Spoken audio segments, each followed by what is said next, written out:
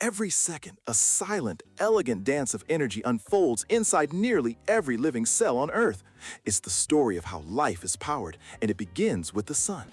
Plants, algae, and some bacteria perform an incredible feat called photosynthesis.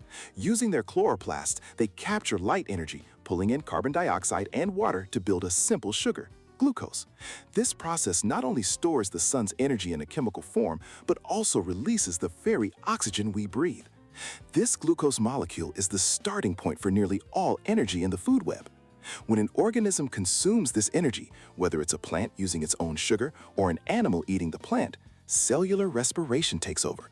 This metabolic pathway systematically breaks down glucose to release its stored energy. The process starts in the cell's cytoplasm and then moves into the mitochondria, the cell's powerhouses. Here, through a series of reactions including the Krebs cycle, the energy from glucose is transferred to electron carriers. These carriers then deliver their high-energy electrons to an assembly line called the electron transport chain.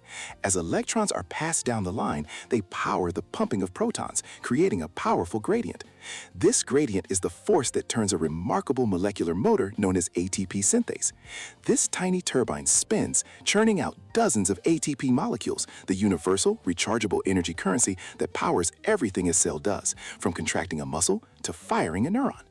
From a photon of light to a molecule of fuel, this constant cycle of energy transformation isn't just a biological process, it's the fundamental engine that drives life itself.